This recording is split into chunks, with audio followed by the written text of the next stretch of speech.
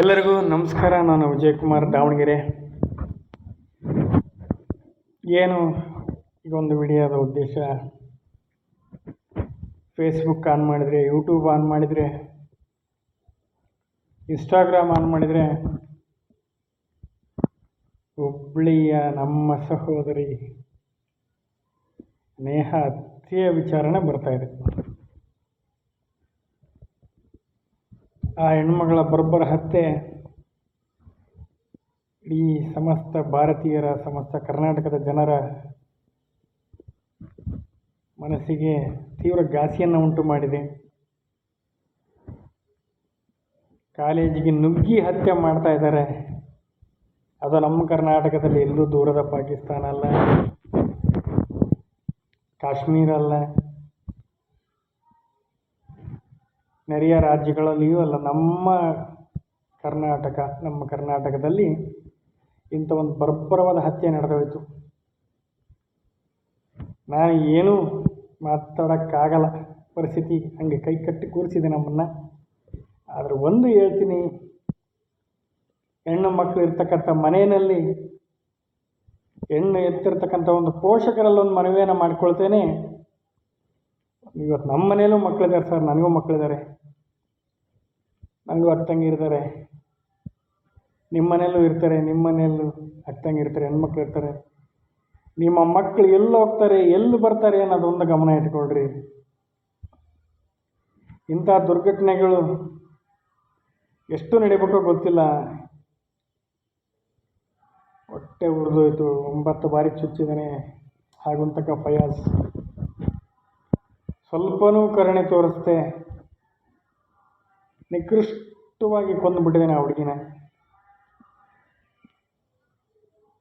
ಏನು ನಾವೆಲ್ಲಿದ್ದೀವಿ?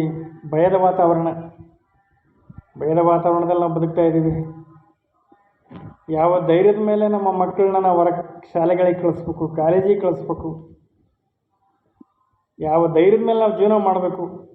ಮನೆಯಿಂದ ಹೋದಂಥ ನಮ್ಮ ಮಕ್ಕಳು, ನಮ್ಮ ಸಹೋದರಿಯರು, ನಮ್ಮ ಅಕ್ಕರು, ನಮ್ಮ ತಂಗಿರು ಸುರಕ್ಷಿತವಾಗಿ ಮನೆ ಬಂದು ನಮ್ಮನ್ನು ಮಾತಾಡ್ಸೋಕ್ಕೆ ಗ್ಯಾರಂಟಿ ಅನ್ನೋ ಪರಿಸ್ಥಿತಿ ಬಂದೋಯ್ತು. ದೇವರು ಆ ಕುಟುಂಬಕ್ಕೆ ನ್ಯಾಯವನ್ನು ಒದಗಿಸ್ಕೊಡ್ಲಿ. ಹುಬ್ಬಳ್ಳಿ ಕಾರ್ಪೊರೇಟರ್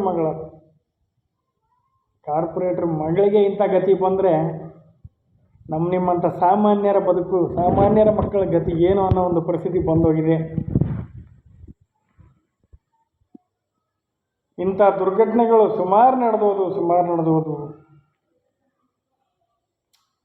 ಯಾವ ಒಬ್ಬ ಆರೋಪಿಗೂ ಕಠಿಣ ಶಿಕ್ಷೆ ಆಗಲಿಲ್ಲ, ಯಾವ ಒಬ್ಬ ಆರೋಪಿನೂ ಜೈಲಿಗೆ ಹೋಗಲೇ ಇಲ್ಲ, ಯಾವ ಒಬ್ಬ ಆರೋಪಿನೂ ಗಲ್ಲಿಗೆ ಹಾಕಲೇ ಇಲ್ಲ.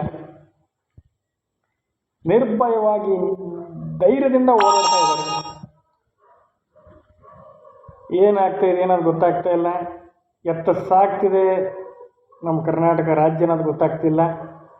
ಬರುವಂಥ ದಿನಮಾನಗಳಲ್ಲಿ ಉತ್ತರ ಪ್ರದೇಶದ ಯೋಗಿ ಆದಿತ್ಯನಾಥ್ ಮಾದರಿಯ ಆಡಳಿತ ನಮ್ಮ ರಾಜ್ಯದಲ್ಲಿ ಬಂದಾಗ ಮಾತ್ರ ನಮ್ಮ ರಾಜ್ಯ ಸುಭಿಕ್ಷವಾಗಿರಲಿಕ್ಕೆ ಸಾಧ್ಯ. ಎಷ್ಟು ಜಾಗರೂಕತೆ ತಗೋಬೇಕು, ಎಷ್ಟು ಹೆಂಗಿರ್ಬೇಕು? ಕಾಲೇಜ್ ಒಳಗಡೆ ಸರ್, ಹೊರಗಡೆ ಪಬ್ಲಿಕ್ಕಲ್ಲಾದರೆ ಓಕೆ ಅನ್ಬೋದು. ಕಾಲೇಜ್ ಒಳಗಡೆ ನನಗೆ 9 ಬಾರಿ ಚಾಕುವಿನಿಂದ ಚುಚ್ಚಿಕೊಂಡಿದ್ದಾನೆ ಅಂದರೆ ಏನು ಗತಿ?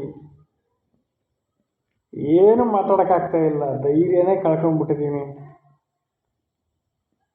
ಎಲ್ಲರೂ ನಿಮ್ಮ ಮಕ್ಕಳ ಬಗ್ಗೆ, ಇವತ್ತು ನನ್ನ ಮಕ್ಕಳು ಅಷ್ಟೇ ಮಕ್ಕಳಲ್ಲ ಸರ್. ನನಗೆ ಮದುವೆ ಆಗಿಲ್ಲ, ಆರೋಗ್ಯ ಸಮಸ್ಯೆಯಿಂದ ನಮ್ಮ ಅಣ್ಣನ ಮಕ್ಕಳನ್ನ ನಾನು ನನ್ನ ಮಕ್ಕಳಂತ ಭಾವಿಸಿ ಅವ್ರನ್ನ ನಾನು ಪ್ರೀತಿ ಮಾಡ್ತೀನಿ, ಅವ್ರನ್ನ ಮುದ್ದು ಮಾಡ್ತೀನಿ, ಅವ್ರ ಬಗ್ಗೆ ನಾನು ಕೇರ್ತಾ ಅಂತೀನಿ. ಇವತ್ತು ಯಾವುದೇ ಒಬ್ಬ ಪುಟಾಣಿ ಮಗು ಬಂದು ಅಂಕಲ್ ಅಂದ್ಬಿಟ್ರೆ ನನಗೆ ಏನೋ ಒಂಥರ ಖುಷಿ. ಅಯ್ಯೋ ನನಗೆ ಅಂಕಲ್ ಅಂದ್ಬಿಟ್ಲಲ್ಲ, ಒಂಥರ ಮನಸ್ಸು ಖುಷಿನ ತೇಲಾಡ್ತತಿ. ಈ ಒಂದು ದುರ್ಘಟನೆ ನಡಿಬಾರ್ದಾಗಿತ್ತು, ನಡೆದೋಗಿದೆ. ಮಾನ್ಯ ಸಿದ್ದರಾಮಯ್ಯನವ್ರನ್ನ ನಾನು ಮನವಿ ಮಾಡ್ಕೊಳ್ತೇನೆ. ಸಿದ್ದರಾಮಯ್ಯನವರೇ, ದಯಮಾಡಿ ಯಾವುದೇ ಒಂದು ಕೋಮವನ್ನು ಓಲೈಕೆ ಮಾಡೋಕ್ಕೆ ಹೋಗಿ ನಮ್ಮ ಹೆಣ್ಮಕ್ಳನ್ನ ಅನ್ಯಾಯ ಮಾಡಬೇಡಿ ಸರ್. ನಿಮ್ಮ ಕೈ ಮುಗಿತೀನಿ ಸಿದ್ದರಾಮಯ್ಯನವರೇ. ಹುಬ್ಬಳ್ಳಿಯ ದಿವಂಗತ ನೇಹಾ ಕುಟುಂಬಕ್ಕೆ ನ್ಯಾಯವನ್ನು ಒದಗಿಸಿಕೊಡ್ರಿ. ನೇಹಾ ಆತ್ಮಕ್ಕೆ ಶಾಂತಿ ಸಿಗಲಿ. ಇನ್ನು ಯಾವುದೇ ರೀತಿ ಈ ಥರ ದುರ್ಘಟನೆ ನಡೆದೇ ಇರೋ ರೀತಿ ಕ್ರಮವನ್ನು ತೆಗೆದುಕೊಡ್ರಿ. ಗೃಹ ಸಚಿವ ಜಿ ಪರಮೇಶ್ವರ್ ಅವರೇ, ಏನೇನೋ ಹೇಳಿಕೆ ಕೊಡ್ತಿರಲ್ಲ ಸಾರ್, ನಿಮ್ಮ ಮನೆ ಹೆಣ್ಮಕ್ಳಿಗೆ ಹಿಂಗಾದ್ರೆ ನೀವು ಸುಮ್ಮನಿರ್ತೀರ ಸಾರ್. ಸಿದ್ದರಾಮಯ್ಯನವರೇ ಹೇಳಿ ಸಾರ್, ದಯಮಾಡಿ ದಯಮಾಡಿ ದಯಮಾಡಿ ದಯಮಾಡಿ ನೇಹಾ ಕುಟುಂಬಕ್ಕೆ ನ್ಯಾಯವನ್ನು ಒದಗಿಸ್ರಿ. ನೇಹಾ ಕುಟುಂಬಕ್ಕೆ ಅನ್ಯಾಯ ಆಗದ ರೀತಿ ನೀವು ನಡ್ಕೊಡ್ರಿ ಅಂತೇಳಿ ನಾನು ನಿಮ್ಮಲ್ಲಿ ವಿನಮ್ರ ಮನವಿಯನ್ನು ಮಾಡಿಕೊಳ್ತೇನೆ. ದಿವಂಗತ ನೇಹಾ ಕುಟುಂಬಕ್ಕೆ ಧೈರ್ಯವನ್ನು ತೆಗೆದುಕೊಡ್ತಕ್ಕಂಥ ಶಕ್ತಿಯನ್ನು ಕೊಡಲಿ. ಕುಮಾರಿ ನೇಹಾ ಆತ್ಮಕ್ಕೆ ಶಾಂತಿ ಸಿಗಲಿ ಅಂತೇಳಿ ನಾನು ತಮ್ಮೆಲ್ಲರಲ್ಲೂ ಬೇಡ್ಕೊಳ್ತೇನೆ. ನಮಸ್ಕಾರ.